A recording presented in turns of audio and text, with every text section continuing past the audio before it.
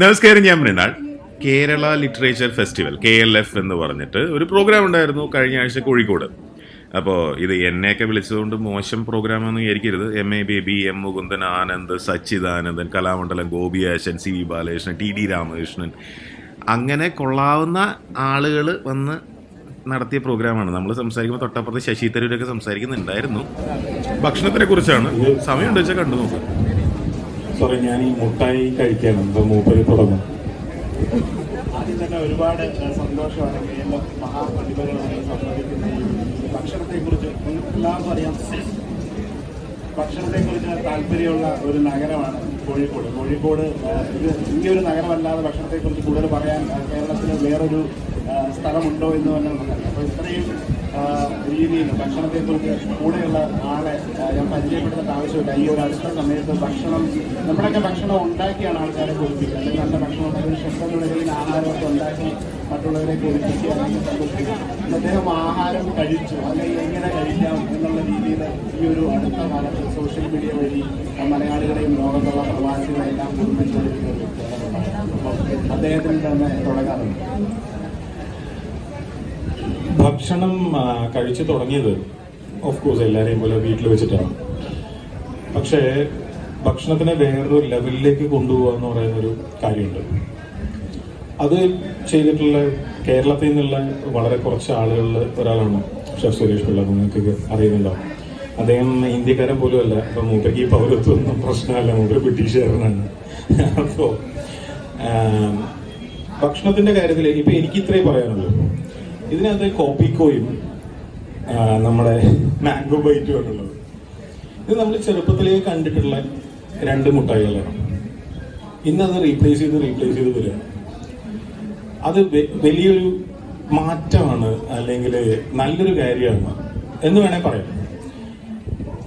ഇതിന്റെ ഇടയിലുള്ള പ്രശ്നം എന്താണെന്ന് വെച്ച് കഴിഞ്ഞാൽ പഴയ കാര്യങ്ങൾ കംപ്ലീറ്റ് ഇല്ലാണ്ടായിക്കൊണ്ടിരിക്കുകയാണ്. ഇപ്പൊ ഒരു ഉദാഹരണത്തിന് നമ്മൾ ഒരു നാടൻ റെസ്റ്റോറൻറ്റ് പ്ലാൻ ചെയ്യാന്ന് വിചാരിക്കുക. ഭയങ്കര എളുപ്പമല്ലേ? കാരണം എന്ന് വെച്ചാൽ നാടൻ ഭക്ഷണം ഇന്ന് പൊതുവെ പഴയ കുമ്പളപ്പം അല്ലെങ്കിൽ വട്ടയപ്പം ഇതൊക്കെ കിട്ടുന്ന സ്ഥലങ്ങൾ കുറഞ്ഞു വരുന്നു.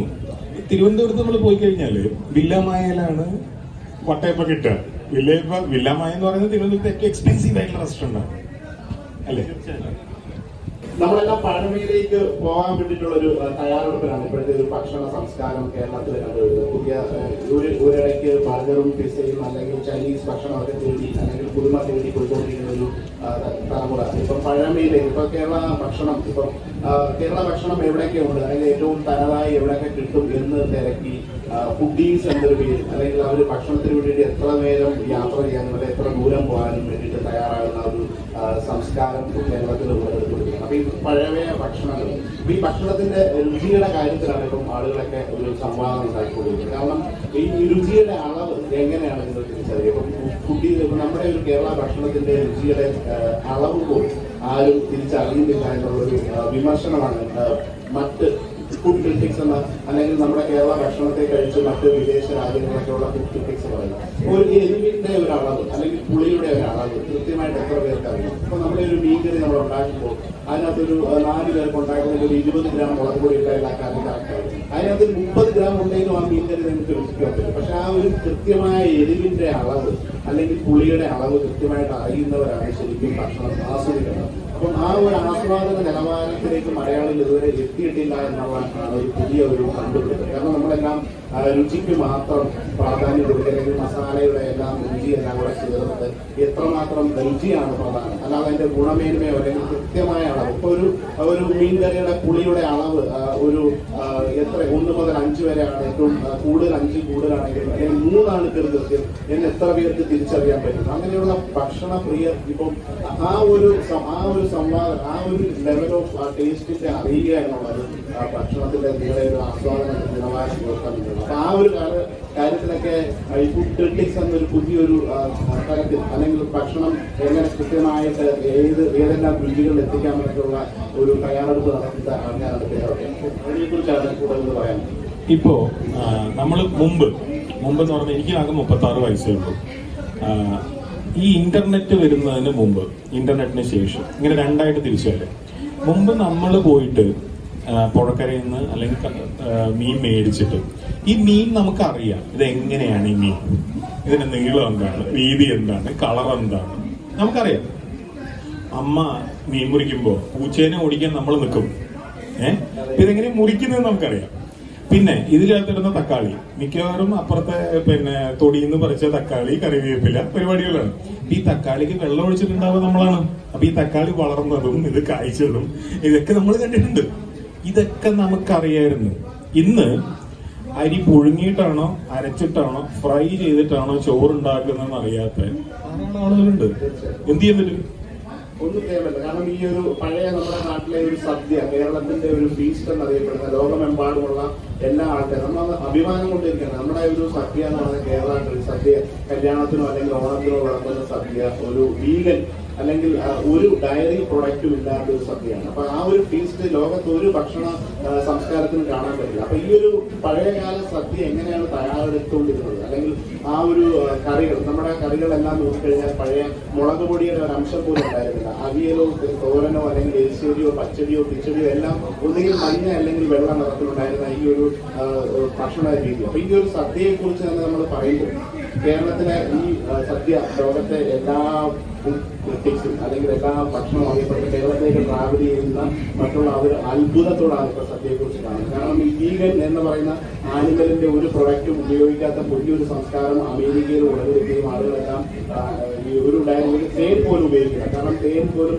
ഒരു തേനീച്ചയെ വേദനിപ്പിച്ചുകൊണ്ടിരിക്കുന്ന ഒരു പ്രൊഡക്റ്റാണ്. അപ്പൊ ആ തേൻ പോലും എടുക്കാത്ത അല്ലെങ്കിൽ തൈരോ വെണ്ണയോ ഒന്നും, മുട്ട തന്നെ അത് ഉപയോഗിക്കുന്ന ഇൻഫെർട്ടിലൈസ് ആയിട്ടുള്ള മുട്ടയാണ് ആ ഒരു സംഭവം. അതായത് വീണ്ടും ഒരു കുഞ്ഞുണ്ടാവാൻ പാടില്ലാത്ത തരം മുട്ട ഉത്പാദിപ്പിച്ച് കഴിക്കുന്ന ഒരു സമൂഹമുണ്ട്. അപ്പൊ ആ ഒരു സമൂഹം 1000 വർഷം മുമ്പേ നമ്മുടെ കേരളത്തിൽ ഉണ്ടായിരുന്നു എന്നുള്ളത് ഭയങ്കര ഒരു അത്ഭുതമാണ്. കേരളത്തിലെ സദ്യ ഒരു വേരിയാൽ പച്ചടിയിലോ കിച്ചടിയിലോ അല്ലെങ്കിൽ അവിയലിലോ മാത്രം തൈര് വരികയും അല്ലെങ്കിൽ നമ്മുടെ പ്രഥമനകത്ത് നെയ്യ് വരികയും മാത്രം, ഇത് രണ്ടും അവോയ്ഡ് ചെയ്താൽ പോലും നമ്മുടെ ഭക്ഷണം വീഗനായിരുന്നു. അപ്പൊ ആ ഒരു സംസ്കാരത്തിലേക്ക് കേരളത്തിലേക്ക് ഈ ഭക്ഷണം കഴിക്കാൻ വേണ്ടി സഞ്ചാരികൾ അല്ലെങ്കിൽ ടൂറിസ്റ്റുകൾ ഭക്ഷണം കഴിക്കാൻ വേണ്ടിയിട്ട് കേരളത്തിലേക്ക് വരുന്ന ഒരു കാഴ്ചപ്പാട് കൂടി ഈ ഒരു ഓർമ്മിക്കണം. ഇപ്പോ ഈ 4 ദിവസം മുമ്പ് ബീഫിന്റെ ഒരു ഫോട്ടോ കേരള ടൂറിസം ട്വീറ്റ് ചെയ്തു എന്ന് പറഞ്ഞിട്ട് പത്രത്തിൽ കണ്ടു. എന്റെ അഭിപ്രായത്തിൽ വളരെ നന്നായി. കാരണം കേരള ടൂറിസം ഒരുപാട് കാശ് കൊടുത്താലും നാഷണൽ മീഡിയയിൽ അങ്ങനെ ഒരു വാർത്ത വരില്ലായിരുന്നു. ഇവിടെ ബീഫ് കിട്ടും എന്നുള്ളത് നാട്ടുകാർ മൊത്തം അറിഞ്ഞല്ലോ. അപ്പോ ഞാൻ 2 ദിവസം മുമ്പ് രാജധാനി എക്സ്പ്രസ്സിൽ യാത്ര ചെയ്യായിരുന്നു. അപ്പൊ എന്റെ കൂടെ ഒരു മനുഷ്യനുണ്ടായിരുന്നു. അപ്പൊ അയാൾ വെജിറ്റേറിയൻ ഫുഡാണ് ഓപ്റ്റ് ചെയ്തത്, ഞാൻ നോൺ വെജിറ്റേറിയൻ. രണ്ടും കണക്കാണ്, രണ്ടും കഴിക്കരുത്, വേറെ പ്രശ്നമാണ്. ഈ മനുഷ്യൻ ഇയാൾ വെജിറ്റേറിയൻ എന്തിനാ ഓപ്റ്റ് ചെയ്തെന്ന് ഇയാൾ എന്നോട് പറഞ്ഞു. എന്താന്ന് വെച്ച് കഴിഞ്ഞാല് കൂടിയുള്ളവര് നോൺ വെജിറ്റേറിയൻ അല്ലെങ്കിൽ അവർക്കൊരു ബുദ്ധിമുട്ടാവണ്ടെന്ന് വെച്ചിട്ടാണ്. ഇത്രയും കൺസിഡറേറ്റ് ആയിട്ടാണ് നമ്മൾ ഭൂരിഭാഗം ആളുകളും ജീവിക്കുന്നത്, അല്ലെ? പക്ഷേ എവിടെയാണ് ഈ പ്രശ്നം എന്ന് വെച്ച് കഴിഞ്ഞാല് ഒരുപാട് പേർക്ക് നിർബന്ധമുണ്ട് നമ്മളോട് പറഞ്ഞു തരാൻ, ആജ്ഞാപിക്കാൻ. ആ ആജ്ഞകള് അനുസരിക്കാതിരിക്കുക, സ്വന്തമായിട്ടൊരു കൾച്ചർ ഉണ്ടാക്കിയെടുക്കുക, അത് വളരെ ഇമ്പോർട്ടന്റ് ആണ്. സ്വന്തമായിട്ട് കാര്യങ്ങൾ മനസ്സിലാക്കുക, പഠിക്കുക, നമ്മളോട് ആജ്ഞാപിക്കുന്നവരോട് ഇതിങ്ങനെയല്ല അതങ്ങനെയാണ് എന്ന് വിവരപൂർവ്വം വളരെ ഔചിത്യത്തോടുകൂടി, തല്ലുപിടിക്കാനല്ല, പറഞ്ഞു കൊടുക്കാനുള്ള വിവരം നമുക്ക് പണ്ടുണ്ടായിരുന്നു. ഇപ്പോഴും നമുക്ക് കുറച്ചൊക്കെ ഉണ്ട്. അത് കൈമോശം വരാതിരിക്കണം, എന്നാൽ മാത്രമേ എന്ത് കഴിക്കാൻ പറ്റുമെന്ന് നമുക്ക് അറിയാൻ പറ്റുള്ളൂ, അല്ലെ? ഇപ്പം അദ്ദേഹം പറഞ്ഞ പോലെ ബീഫിന്റെ കാര്യം, ബീഫ് എന്ന് പറയുന്നത് എല്ലാവർക്കും കേരളത്തിലെ ഒരു വളരെ സെൻസിറ്റീവ് ആയിട്ടുള്ള, അല്ലെങ്കിൽ ഇന്ത്യയിൽ ആൾക്കാർ ബീഫ് എന്ന് പറയുന്നത് ഒരു പ്രശ്നം. അപ്പം എല്ലാവരും ഇത് വളരെ വൈഡായിട്ട്, ഞാൻ കുറെ വർഷം യൂറോപ്പിലായിരുന്നു. അപ്പം ബീഫ് എന്ന് പറയുന്ന ലോകത്തെ ഏറ്റവും കൂടുതൽ ആളുകൾ കഴിക്കുന്ന ഒരു മീറ്റാണ്. അപ്പം കേരളത്തിൽ അത് കഴിച്ചു, അല്ലെങ്കിൽ കേരളത്തിലെ മലയാളികൾ അത് കഴിക്കുന്നത് കൊണ്ട് ഒരു അവജ്ഞ മറ്റുള്ളവർക്ക് ഇന്ത്യയിലെ സമൂഹങ്ങൾ കാണിക്കുന്നുണ്ട്. അപ്പൊ അത് അതിന്റെ ഒരു ആവശ്യമില്ല. ലോകത്ത് ഏറ്റവും കൂടുതൽ ഉപയോഗിക്കപ്പെടുന്ന അല്ലെങ്കിൽ ഏറ്റവും കൂടുതൽ ആസ്വദിക്കുന്ന ഒരു മീറ്റ് എന്ന് പറയുന്നത് ബീഫ് തന്നെയാണ്. ഇപ്പൊ ബീഫിന്റെ ഇപ്പൊ മലയാളികളുടെ ബീഫിന്റെ സ്നേഹം ഇപ്പം എല്ലാവരും അറിഞ്ഞു തുടങ്ങി. ഇപ്പൊ നമ്മുടെ കേരളത്തിൽ കിട്ടുന്ന ബീഫിന്റെ പ്രിപ്പറേഷൻ അതിന്റെ ഒരു മികച്ച രീതിയാണ് കേരളത്തിലെ ഈ ഒരു ബീഫ്. പക്ഷെ നമ്മളൊക്കെ അറിയുന്നുണ്ടോ ബീഫിന്റെ പല രുചികൾ ഒരിക്കലും മലയാളികൾ അറിയുന്നില്ലെന്നാണ്. അതെല്ലാം ഓരോ ബീഫിന്റെ ഒരു മീറ്റിന്റെ ഒരു പാട്ടിന് ഓരോ രുചികളുണ്ടെന്നാണ്. അപ്പം വിദേശ രാജ്യങ്ങളിൽ ഒരു യൂറോപ്പിലൊക്കെ പോയി ഏതെങ്കിലും ഒരു റെസ്റ്റോറൻറ്റിൽ പോയി കഴിഞ്ഞാൽ ബീഫിന്റെ ഒരു സ്പെഷ്യൽ പാട്ട്, അല്ലെങ്കിൽ ഒരു റിപ്പ്, അല്ലെങ്കിൽ ഒരു ഷോർട്ട് റിപ്പ്, അല്ലെങ്കിൽ അതിന്റെ ഒരു വാരിയലിന്റെ ഒരു ഭാഗം, അല്ലെങ്കിൽ കാലിന്റെ ഭാഗം, അല്ലെങ്കിൽ ഷോൾഡറിന്റെ ഭാഗം, ഇതിനൊക്കെ ഓരോ രുചികളാണ്. അപ്പൊ നമ്മുടെ ഇവിടെ എല്ലാം ഒരു കറിയുടെ രുചിയുടെ പേരിലാണ് ബീഫ് അറിയപ്പെടുന്നത്. അപ്പൊ മീറ്റ് കറക്റ്റ് ആയിട്ട് ഒരു സ്പെഷ്യൽ കട്ടായിട്ട് നമ്മൾ റെസ്റ്റോറൻറ്റിൽ പോയിട്ട് അതിന്റെ ഒരു സ്റ്റെർലൈൻ അല്ലെങ്കിൽ ഒരു സ്റ്റേക്ക് എടുക്കുമ്പോൾ ആ ഒരു ഭാഗത്ത് അവർ ഉണ്ടാക്കുന്ന ഓരോ മീറ്റിന്റെ ഫ്ലേവേഴ്സ് ഡിഫറെന്റ് ആണ്. അപ്പൊ നമ്മുടെ കേരളത്തിൽ ഇത്രയും ബീഫിനെ കുറിച്ച് പറയുന്നുണ്ടെങ്കിൽ മീറ്റിന്റെ രുചികൾ ആരും അറിയുന്നില്ല. അപ്പൊ ആ ഒരു രീതിയിലൂടെ നമ്മൾ കാണാം. അപ്പൊ എല്ലാം കൂടെ കട്ട് ചെയ്തിട്ട് ഒരു പീസ് ആക്കിയിട്ട് ബീഫിന്റെ പല ഭാഗങ്ങളും നമ്മൾ കട്ട് ചെയ്തിട്ട് മുളകുപൊടിയും മല്ലിപ്പൊടിയും ഗരം മസാലയൊക്കെ ചേർത്ത് കറിയോ ഫ്രൈയോ ഉണ്ടാക്കി കഴിക്കുന്നതല്ലാതെ ഓരോ പാട്ടിനും ഓരോ രുചിയുണ്ടെന്ന് നിങ്ങൾ അറിയുക. അപ്പൊ അതേ രീതി തന്നെയാണ് മട്ടനായാലും അല്ലെങ്കിൽ ഏത് ഒരു ചിക്കൻ ആയാലും. ചിക്കന്റെ കൂടെ നമുക്ക് ഓരോ സ്പെഷ്യാലിറ്റി ഏറ്റവും കൂടിയ റെസ്റ്റോറൻറ്റിൽ ചിക്കന്റെ ബ്രസ്റ്റിന്റെ സുപ്രീം ആണ് ഏറ്റവും എക്സ്പെൻസീവ്. നമ്മളത് അറിയുന്ന കൂടിയില്ല. അപ്പൊ ആ ഓരോ പാട്ടിന്റെ രുചിക്ക് വേണ്ടിയിട്ടാണ് വിളിക്കുന്നത്. അതേപോലെ തന്നെ മീനിന്റെ രുചിയും. അപ്പൊ മീൻ മലയാളികൾ ബീഫോ അല്ലെങ്കിൽ ഇത് കഴിഞ്ഞാൽ തന്നെ അടുത്ത ഏറ്റവും കൂടുതൽ ആളുകൾ കഴിക്കുന്നതാണ് മത്സ്യം. അപ്പൊ ഈ മത്സ്യങ്ങളുടെ രുചി ഇവിടെ വീണ്ടും ഞാനൊരു ക്രിറ്റിക്സിനെ പോലെ പറയുകയാണ്, നമ്മൾ ഓവർ കുക്കായിട്ടാണ് ഈ ഫിഷും പ്രോൺസും എല്ലാം കഴിച്ചത്. കാരണം ഒരു മത്സ്യം വേവാൻ കൃത്യം 7 മിനിറ്റ് മതി. ഏറ്റവും കട്ടിയുള്ള മീൻ ഇവിടെ കോഴിക്കോട് ഐക്കൂറ എന്ന് പറയുന്ന മത്സ്യത്തിന്റെ കുക്കിംഗ് ടൈം 7 മിനിറ്റ്. നമ്മുടെ കറികളൊക്കെ വീട്ടിലത് ഉണ്ടാക്കി അത് കുക്കിയെല്ലാം പോയി രുചി മസാലയുടെ മുളകുപൊടിയും അല്ലെങ്കിൽ തക്കാളിയൊക്കെ കുളപ്പുളിയൊക്കെ ഇട്ട് രുചിയുടെ ആസ്വാദനം കഴിക്കുക. പക്ഷെ മീനിന്റെ ഗുണങ്ങൾ നമ്മൾ നഷ്ടപ്പെടുന്നു. അപ്പൊ ഫിഷ് ഗ്രിൽ ചെയ്യുമ്പോൾ ഞാൻ ഈ BBC ഭാഷത്തിൽ പങ്കെടുത്ത ഒരു വിഭവം മത്സ്യത്തിൻ്റെ ഞാനത് കുക്ക് ചെയ്തത് കറക്റ്റ് 7 മിനിറ്റോ അത് 6 മിനിറ്റാണ്. അത് അവർ ഡിസ്ക്വാളിഫൈ ചെയ്തു. ബിക്കോസ് അത് ഓവർ കുക്കാണ്. ഞാൻ ആ മത്സ്യം നിങ്ങൾക്ക് നിങ്ങളെ തരുന്നില്ല എന്ന് പറഞ്ഞിട്ട് കളയും. അപ്പം ആ ഒരു പരുവമാണ് വളരെ യൂറോപ്പിലൊക്കെ. കാരണം ആ മത്സ്യത്തിന്റെ ഒരു കഴിക്കുമ്പോൾ ആ മത്സ്യത്തിന്റെ ഇടയിലായ ജ്യൂസ്, ആ ഫിഷിന്റെ ഒരു ജ്യൂസ് എന്താണെന്ന് അറിയാം. അപ്പൊ നമ്മുടെ ഒരു ആസ്വാദന നിലവാരം ഇത്രയും അധികം ഭക്ഷണം ആസ്വദിച്ചിരിക്കുന്ന മലയാളികളുടെ രുചിയുടെ ഒരു ഭേദം അത് പുതിയൊരു തലമുറയിൽ മാറി വരുന്നുണ്ട്. അവിടെ ഒരു റെസ്റ്റോറൻറ്റ് ഞാൻ വർക്ക് ചെയ്യുന്നത് ഒരു ആർഎസ് ഗ്രൂപ്പ് ഓഫ് ഹോട്ടൽസാണ്. അവിടെ 4 ഹോട്ടലുണ്ട്. അപ്പോൾ ഒരുപാട് വിദേശികളും മറ്റ് പല ഫുഡീസ് ആൾക്കാരുണ്ട്. അപ്പൊ അവരുടെയൊക്കെ രീതികൾ ഇപ്പൊ കാണുന്നത് മനസ്സിലാവും. അവർ കറക്റ്റായിട്ട് ഒരു ടെക്സ്ചർ വൈസ് ഓവർ കുക്ക് വേണ്ട, അണ്ടർ കുക്കാണ്, അല്ലെങ്കിൽ പിങ്ക് ആയിരിക്കണം. ഒരു ചിക്കൻ എന്ന് പറയുന്ന ഒരു മീറ്റ് മാത്രമാണ് പെർഫെക്റ്റ്ലി കുക്ക്. ഒരു ഡെക്ക് എന്നൊക്കെ പറയുന്നത് ബ്ലഡ് ഉണ്ടാവണം, അല്ലെങ്കിൽ ഒരിച്ചിരി ഒരു ചിക്കായി കഴിഞ്ഞാൽ കഴിക്കില്ല യൂറോപ്പിലുണ്ട്. അപ്പൊ പിങ്ക് ആയിട്ട് ഏതൊക്കെ കഴിക്കാം എന്നാലാണ് അതിന്റെ ഒരു ടേസ്റ്റും ടെക്സ്ചറൊക്കെ. അപ്പൊ ഭക്ഷണം അറിയുന്നവർ ഇങ്ങനെയൊക്കെയുള്ള കാര്യങ്ങളോട് നമ്മുടെ ഈ ഭക്ഷണത്തിന്റെ രുചിയുടെ കൂടെ ഇങ്ങനെ ഒരു ടെക്സ്ചറും ഫ്ലേവറും ഒക്കെ ആളുകൾ അറിഞ്ഞാൽ ഈ ഒരു ഭക്ഷണ സംസ്കാരം ലോകത്തെ ഏറ്റവും മികച്ച രീതിയിൽ. ഇപ്പൊ നമ്മൾ ഒരു കാലത്ത് ചൈനീസ് ഭക്ഷണം, ചൈനീസ് ഫുഡിന്റെ പേരിലാണ് അറിയുന്നത്. പിന്നീടാണ് ചൈന മറ്റ് പല കാര്യങ്ങളും മാറി വന്നത്. അപ്പൊ ഇന്ത്യൻ ഭക്ഷണം, ഇന്ത്യൻ ഫുഡ് എന്നറിയപ്പെടുന്നെങ്കിലും ഈ തെക്കൻ സൗത്ത് ഇന്ത്യൻ ഫുഡ് എന്നറിയപ്പെടുന്ന കേരളം, തമിഴ്നാട്, കർണാടക, ആന്ധ്രാപ്രദേശ്, ഇപ്പൊ തെലങ്കാന കൂടി ഉണ്ടെങ്കിലും കേരളത്തിന്റെ ഒരു ഭക്ഷണത്തിന് വേണ്ടിയിട്ട് ലോകത്തെ എല്ലാ റെസ്റ്റോറൻറ്റുകളിലും ഒരു പ്രത്യേക എല്ലാ റെസ്റ്റോറൻറ്റിലും കേരള ഭക്ഷണത്തിന് വേണ്ടി മെനുവിലൊരു വേദി. അപ്പം അതേപോലെ അപ്പോൾ നമുക്ക് എല്ലാവർക്കും അഭിമാനിക്കാവുന്ന കാര്യമാണ് മലയാളികളുടെ ഭക്ഷണം ലോകം അറിഞ്ഞു തുടങ്ങി. മലയാളികളുടെ ഭക്ഷണത്തിന് വേണ്ടി ആളുകൾ യാത്ര ചെയ്തു തുടങ്ങി. നമ്മുടെ ഇവിടെ മാത്രം കിട്ടുന്ന കരിമീൻ, കേരളത്തിലെ ഒഫീഷ്യൽ ഫിഷായ കരിമീൻ കഴിക്കാൻ വേണ്ടി യാത്രക്കാർ വന്നു. കാരണം വിദേശികളൊക്കെ ശ്രീലങ്കയിൽ ട്രാവൽ ചെയ്ത് മട്രാവ് കഴിക്കാൻ പോകുന്നു. അപ്പൊ അതുപോലെ തന്നെ അഷ്ടമുടി കായലോ അല്ലെങ്കിൽ വെർമാണി കായലോ അല്ലെങ്കിൽ വേമ്പനാട് കായലോ ലഭിക്കുന്ന കായൽ മത്സ്യങ്ങൾ അതിന്റെ സീസൺ സമയത്ത് കഴിക്കാനായിട്ട് ഇപ്പോൾ പുതിയ സഞ്ചാരികൾ കേരളത്തിലേക്ക് എത്തുന്നു. അപ്പൊ ഇതൊക്കെയാണ് നമ്മുടെ നാട്ടിലെ ഭക്ഷണം കൊണ്ടുണ്ടാകും. അപ്പൊ ഈ ഒരുപാട് സംഭവങ്ങളാണ് ഈ ഭക്ഷണത്തിന്റെ ഒരു ടൂറിസമായിട്ട് ബന്ധപ്പെട്ടത്. ഷെഫ് പറഞ്ഞ ഒരു കാര്യം ദയവീത് നമ്മൾ ഓർമ്മിക്കണം. അതായത് നമ്മുടെ ഭക്ഷണം വളരെ നല്ലതാണ്, ഇത് വന്ന് ഒരു തവണയെങ്കിലും ടേസ്റ്റ് ചെയ്യണം എന്ന് വിദേശികളോട് നമ്മൾ പറഞ്ഞിരിക്കണം. കാരണം അത് നിങ്ങൾ അവർക്ക് കൊടുക്കുന്ന വലിയൊരു ഗിഫ്റ്റാണ്. അത് അവർ വന്ന് കഴിക്കുമ്പോൾ അവർക്ക് കിട്ടുന്ന സന്തോഷം വളരെ വലുതാണ്. എന്ത് കൊടുത്താലും കിട്ടില്ല. വേറൊരു കാര്യം, എന്ത് കഴിക്കണം എന്ന് നിങ്ങളോട് പറഞ്ഞു തരാനാണ് വരാൻ പറഞ്ഞത്. ഒന്നാമത് പറഞ്ഞു തരുന്ന കാര്യം വളരെ അബദ്ധമാണ്. ആരും പറഞ്ഞു തരുന്നത് ഞാൻ കേൾക്കാറില്ല. അപ്പൊ ഞാൻ പറയുന്നത് നിങ്ങൾ കേൾക്കണം എന്ന് പറഞ്ഞ് ശരിയല്ലല്ലോ. എന്ത് കഴിക്കാൻ പാടില്ല എന്നുള്ള കാര്യത്തിൽ എനിക്ക് ചെറിയ അഭിപ്രായമുണ്ട്. നമ്മുടെ വീട്ടിൽ നമ്മളൊരു സാധനം ഉണ്ടാക്കുകയാണ്, അതിനെന്ത് ചെലവ് വരുമെന്ന് ഏകദേശം നമുക്കറിയാം. ആ വിലയ്ക്കോ അതിന്റെ താഴെയോ ആരെങ്കിലും ഒരു സാധനം നിങ്ങൾക്ക് തരുന്നുണ്ടെങ്കിൽ, വിലയ്ക്ക് തരുന്നുണ്ടെങ്കിൽ ദയവ് ചെയ്തത് കഴിക്കരുത്. എവിടെയോ എന്തോ കുഴപ്പമുണ്ട്. വീട്ടില് ഒരു സാധനം ഉണ്ടാക്കാൻ 10 രൂപ ചെലവാകുമെങ്കിൽ ആ സാധനം ഏത് സ്ഥലത്തും ആയിക്കോട്ടെ 10 രൂപയ്ക്കോ 9 രൂപയ്ക്കോ അതിന് താഴേക്കോ ഒരാൾ നിങ്ങൾക്ക് തരികയാണെങ്കിൽ അയാൾ ലോകം കണ്ട ഏറ്റവും വലിയ കള്ളനാണ്. അത് ജനങ്ങളെ സഹായിക്കാൻ വേണ്ടിയിട്ടല്ല, അയാൾക്ക് രക്ഷപ്പെടാൻ വേണ്ടിയിട്ടാണ്. ഇവിടെ നിങ്ങൾക്ക് നന്നായിട്ട് അറിയാം 200 രൂപയുണ്ട് വെളിച്ചെണ്ണയ്ക്ക്.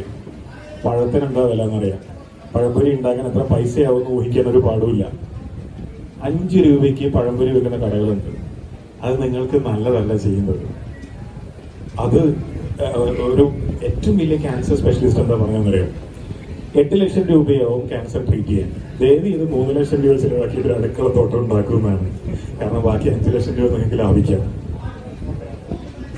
ഈ ഒരു അദ്ദേഹം പറഞ്ഞ ഒരു പോയിന്റ്, കേരളത്തിലെ ഈ ഒരു നമ്മുടെ ഈ എല്ലാ കാര്യങ്ങളും പറയുന്നെങ്കിലും ഭക്ഷണ സംബന്ധമായിട്ടുള്ള രോഗങ്ങൾ ഏറ്റവും കൂടുതൽ, അല്ലെങ്കിൽ പ്രമേഹ രോഗികളുടെ ക്യാപിറ്റലാണ് കേരളം എന്നാണ് പറയുന്നത്. മധുരം, അപ്പം ഭക്ഷണം കഴിക്കുന്ന രീതി, അളവ്, ഇതിന്റെ ഏറ്റവും പ്രധാനം എല്ലാവരും ഈ ഭക്ഷണത്തിന്റെ ഒരു ബൈബിൾ എന്ന് പറയുന്ന ഫ്രഞ്ചുകാരാണ് ഉണ്ടാക്കിയിരിക്കുന്നത്. എല്ലാ ഹോസ്പിറ്റാലിറ്റിയുടെ എല്ലാ നിയമങ്ങളും അല്ലെങ്കിൽ എല്ലാ ടേംസും ഫ്രഞ്ച്. അപ്പൊ ഫ്രഞ്ചുകാരുടെ ഒരു ഭക്ഷണ രീതിയാണ് ലോകത്തെല്ലാവരും ഫോളോ ചെയ്യുന്നത്.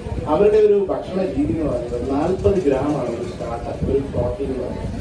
അതായത് പ്രധാന ഭക്ഷണമായിട്ട് കഴിക്കുന്ന ഒരു മെയിൻ കോഴ്സ് റെസ്റ്റോറൻറ്റിൽ മാക്സിമം ഒരു 200 ഗ്രാമാണ്. അപ്പം നമ്മൾ ഒരാൾ ഇവിടെ ഒരു 400 ഗ്രാം അല്ലെങ്കിൽ 1/2 കിലോളം ബീഫാണ് കേരളത്തിൽ കഴിക്കുന്നത്. അതിനോടൊപ്പം 4-5 പൊറോട്ടയും, പിന്നെ അത് കഴിഞ്ഞിട്ട് കുറച്ചുകൂടെ കഴിഞ്ഞ് 2 ഓംലെറ്റ്. അപ്പം ഇങ്ങനെയൊക്കെ കഴിച്ച് ശീലിക്കുന്നത് നമ്മുടെ ഇപ്പോഴത്തെ ഒരു തലമുറയിൽ ഇപ്പോൾ 60, 70 അല്ലെങ്കിൽ 90 വയസ്സ് വരെ ജീവിച്ചിരിക്കാവുന്ന ഒരു സാഹചര്യമാണ് നമുക്കുള്ളത്. അപ്പോൾ നമ്മൾ ആ ഒരു 90 വയസ്സ് വരെ ആരോഗ്യപരമായിട്ട് ജീവിക്കേണ്ട ഒരു സാഹചര്യം ഉള്ളപ്പോൾ ഇങ്ങനെയുള്ള ഭക്ഷണം, അമിതമായ ഭക്ഷണം കഴിക്കുക അല്ലെങ്കിൽ അനാരോഗ്യപരമായിട്ടുള്ള ഭക്ഷണം കഴിച്ച് നമ്മുടെ ആരോഗ്യം ചീത്തയാക്കുന്നുണ്ടോ എന്നുകൂടി നമ്മൾ മലയാളികൾ തീർച്ചയായിട്ടും മനസ്സിലാക്കേണ്ട സമയം അതിക്രമിച്ചിരിക്കുകയാണ്. കാരണം അത്രമാത്രം ജീവിത ശൈലി രോഗങ്ങളുടെ അടിമയാണ് മലയാളികൾ. അല്ലെങ്കിൽ അങ്ങനെ അത്രമാത്രം രോഗങ്ങൾ പലർക്കും, ആരും രോഗം അവരവരുടെ രോഗങ്ങൾ ആരോടും ഷെയർ ചെയ്യാൻ, കുടുംബത്തിൽ പോലും പറയാൻ ആർക്കും മതിയായി.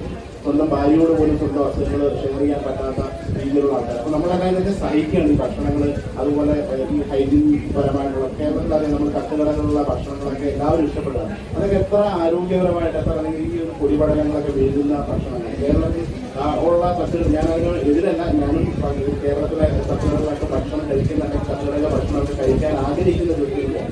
പക്ഷെ അതൊക്കെ എത്ര സമയം, ഏത് ചൂടിൽ, ഏതൊക്കെ ഒരു ഏറ്റവും പ്രധാനമായിട്ട് ഇപ്പോൾ യൂറോപ്പിലൊക്കെ ജോലി ചെയ്യുന്ന ഒരാളെന്ന നിലയിൽ ഞങ്ങൾക്കുണ്ടായിരുന്നു. ഞാൻ കേരളത്തിൽ അവിടെ പോയി ചെയ്തതാണ്. അപ്പോൾ നമുക്കതറിയില്ല. ഒരു റൈസ് അപ്പോൾ 65 ഡിഗ്രി ചൂടിലായിരിക്കണം, അതിന്റെ മേലെ ആയിരിക്കണം കഴിക്കുന്നത്. അതല്ലെങ്കിൽ അത് വെക്കാൻ പാടില്ല. അപ്പോൾ ഒരു ഫുഡിന് എത്ര ടെമ്പറേച്ചറാണ്, അല്ലെങ്കിൽ ഒരു തവണ ഉണ്ടാക്കിയ ഭക്ഷണം രണ്ടാമത് റീഹീറ്റ് ചെയ്യാൻ പാടില്ല. അല്ലെങ്കിൽ ആ റീഹീറ്റ് ചെയ്ത് 75 ഡിഗ്രിക്ക് മേലെ 3 മിനിറ്റെങ്കിലും ചൂടായ ഭക്ഷണമാണ് ഒരു വ്യക്തി കഴിക്കേണ്ടത്. അങ്ങനെയൊക്കെയുള്ള ഒരു ഹൈജീൻ ഇന്റർനാഷണൽ.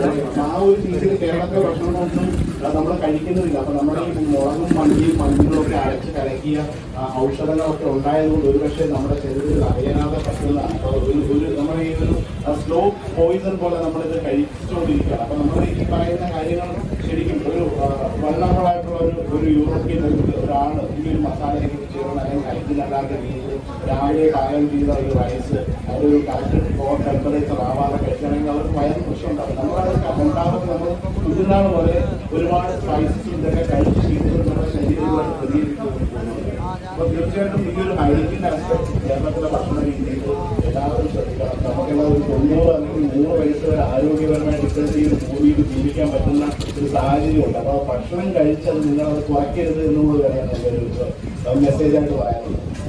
എനിക്ക് പറയാൻ പറ്റില്ല, കാരണം ഹിപ്പോക്രസി ഇപ്പോൾ ആദ്യം എന്തെങ്കിലും ചോദ്യം ചോദിക്കാനുണ്ടെങ്കിൽ അല്ലേ അതാണ് നന്നാവുക.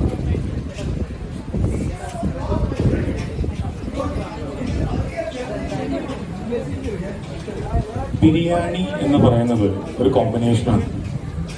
മസാല, മീറ്റ്, അതിൻ്റെ റൈസ്, അതാണ് പ്രശ്നം. ബീഫ് നല്ലതാണ്, എന്തുകൊണ്ട് ബിരിയാണി നല്ലതാവുന്നില്ല? കോമ്പിനേഷനിലാണ് ബിരിയാണി ഉണ്ടാവുന്നത്. ഇത് റഹ്മത്തിലെ മാത്രമല്ല, ഇവിടെ കുറ്റിച്ചിറ ബിരിയാണി സെന്റർ ബീഫ് ഉഷാറാണ്, ബിരിയാണി നല്ലതല്ല. അല്ല, ഇതിന്റെ കോമ്പിനേഷനിലാണ് ബിരിയാണി. ഒരു ബ്ലെൻഡ് ഓഫ് ബ്ലെൻഡ്. അതിപ്പോ പറഞ്ഞു കൊടുക്കാൻ പാടാണല്ലേ. ചേട്ടാ ഞാൻ ഈ കോഴിക്കോടുള്ള എല്ലാ ഹോട്ടൽസിലും പോയിട്ട് ബിരിയാണി എന്ന് വേണ്ട എല്ലാ സാധനവും ട്രൈ ചെയ്യുന്ന ഒരാളാണ്. എന്റെ തടി കണ്ടാൽ ഏകദേശം മനസ്സിലാവുകയും ചെയ്യും. അപ്പൊ ഞാൻ പറയുന്നത് വെച്ചാൽ ഓൾമോസ്റ്റ് ട്രൈ ചെയ്തിട്ടുള്ളതില് ഇപ്പൊ ബീച്ച് ഹോട്ടലായിരുന്നു പണ്ട് നല്ല ബിരിയാണി. സമയത്ത് ഞാൻ ചേട്ടന്റെ വീഡിയോസ് ഒക്കെ ടിക്ടോക്കിൽ കാണാറുള്ള ഒരാളാണ്. അപ്പൊ ചേട്ടൻ ആ മറ്റേ എന്താ പറയാ നമ്മളെ ഈ അമ്മ മെസ്സിലെ മീൻ പൊരിച്ചതിനെ കുറിച്ച് പറഞ്ഞത് എനിക്ക് വളരെയധികം ഇഷ്ടപ്പെട്ട ഒരാളാണ്. മറ്റേ കൊളസ്ട്രോളുള്ള ആൾക്കാർ കണ്ടാൽ തട്ടിപ്പോകുമെന്ന് പറഞ്ഞത്.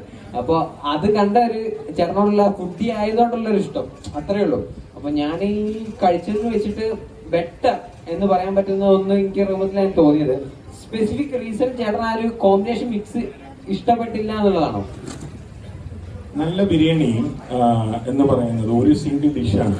നല്ല ബിരിയാണിയിൽ മസാല വേറെ, റൈസ് വേറെ, മീറ്റ് വേറെ എന്നില്ല. ഒരു സിംഗിൾ സാധനമാണ് ബിരിയാണി. ഇവിടെ അങ്ങനല്ല.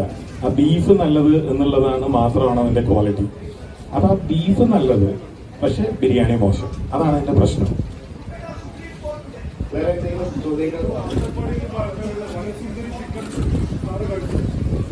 ഇല്ല, കഴിച്ചിട്ടില്ല. ചിക്കൻ വളരെ നല്ലതാണ്, പല സ്പൈസസ് ഉപയോഗിച്ചുള്ളതാണ്. താങ്കളത് കഴിക്കണമെന്ന് അഭിപ്രായമുണ്ട്. അതിനെന്താ എപ്പോ വേണേ കഴിക്കാം. ഇവിടുത്തെ ട്രൈബൽ ഇതിലുണ്ട്, അട്ടപ്പാടികളുള്ള 2-3 മണിക്ക് കഴിക്കാം.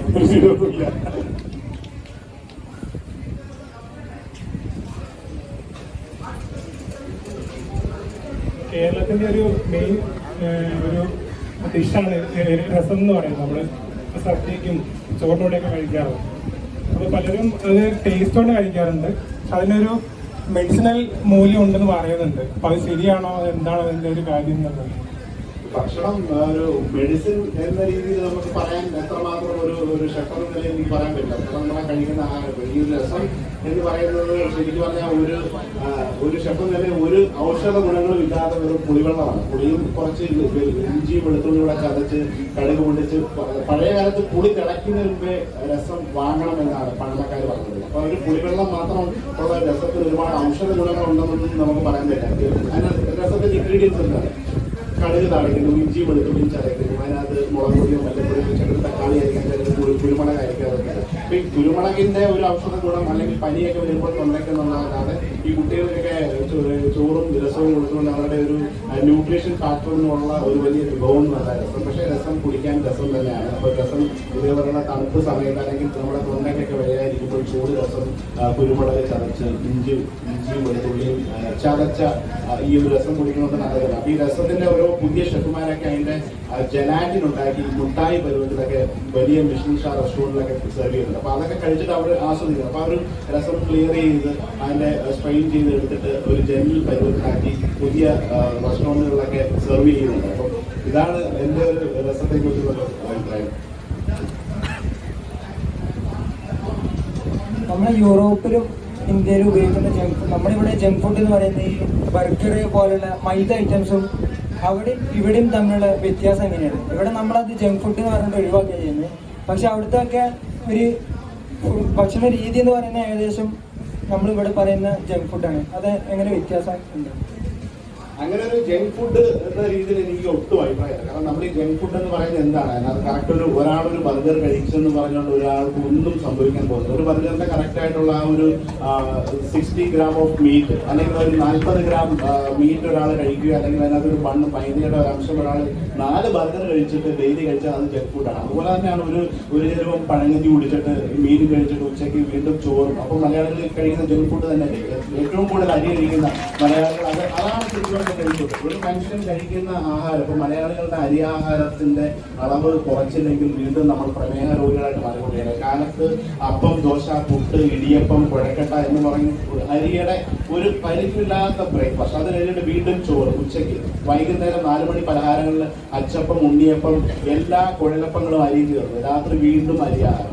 ഇത് അതാണ് ശരിക്കും ഒരു ജങ്ക് ഫുഡായിട്ട് എനിക്ക് തോന്നുന്നത്. അതായത് ഒരു ബർഗറോ അല്ലെങ്കിൽ ഒരു സാൻഡ്വിച്ചോ അല്ലെങ്കിൽ ഒരു പിസയോ ഒരാളെ കൃത്യം ഈ പറയുന്ന വലിയ മാർക്കറ്റ് അല്ലെങ്കിൽ വലിയ ഫുഡ് ചെയിൻ റെസ്റ്റോറൻറ്റ്സ് ഒക്കെ കൃത്യം അളവിൽ ഒരാൾക്ക് കഴിക്കാൻ പറ്റിയ പരുവത്തിലുള്ള ഒരു റെസിപ്പീസ് ആണ് അതിൽ കൂടെ. ഇപ്പൊ മക്ഡൊണാൾഡ്സോ ബർഗറിയോ അല്ലെങ്കിൽ ഇങ്ങനെയൊക്കെയുള്ള വലിയ ഫുഡ് ചെയിൻസ് വളരെ അവരുടെ ഒരു വലിയ ഇത്രയും വലിയൊരു ബിസിനസ് സാമ്രാജ്യം അവർ ഭക്ഷണം കഴിപ്പിച്ച് അവർ ആ ബിസിനസ് മുടക്കാനല്ല. അപ്പൊ ആ ഒരു കൃത്യം അളവിൽ നമ്മളെ ഒരു ബർഗർ കഴിക്കുക എന്നുള്ളത് 2 ബർഗർ കഴിച്ച് അതിനോടൊപ്പം ചിപ്സ് കഴിച്ചിട്ട് കൂടുതൽ ഭക്ഷണം കഴിക്കുന്നതാണ് പ്രശ്നം. അതൊരു ജങ്ക് ഫുഡ് ആണെന്ന് എനിക്ക് ഒരിക്കലും അഭിപ്രായമില്ല.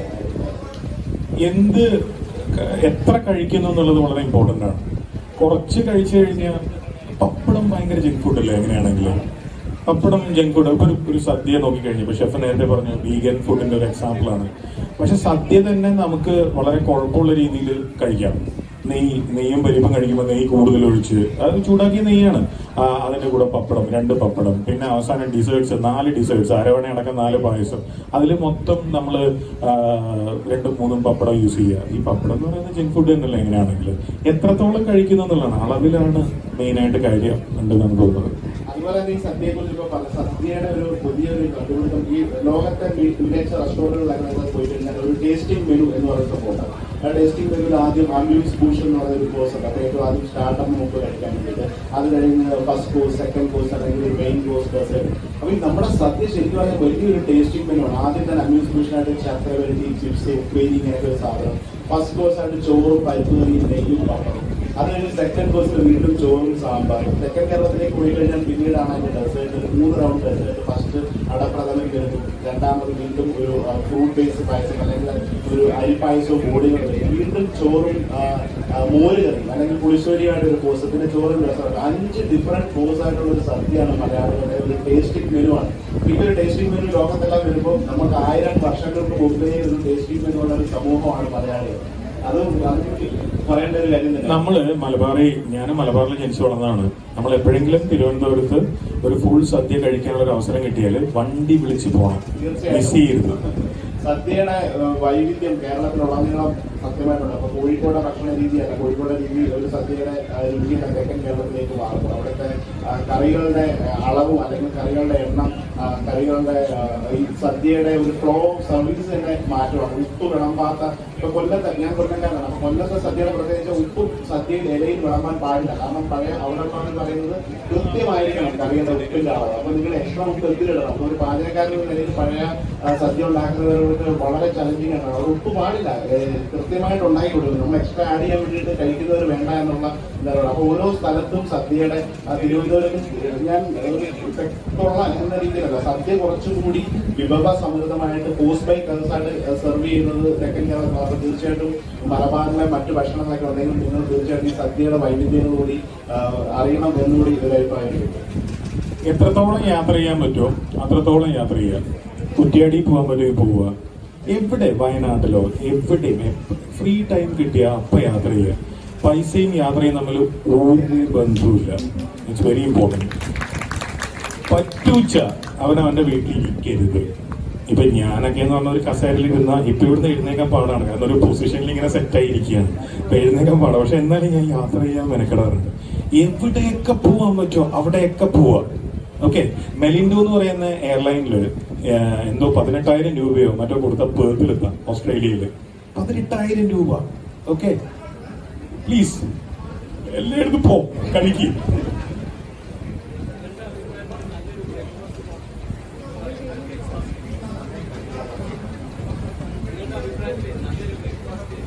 നല്ല ബ്രേക്ക്ഫാസ്റ്റ് മട്ടൻ സ്റ്റൂവും പൊറോട്ടയും.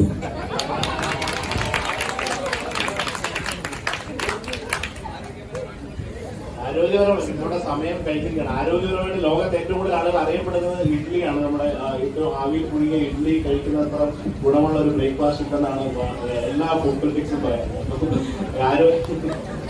നിങ്ങളുടെ സമയം കഴിഞ്ഞിരിക്കുകയാണ്. വളരെയധികം നന്ദി. അത് ഈ ഒരു KLF വന്ന് ഇത്രയും പ്രതിപാദനന്മാരായിട്ടുള്ള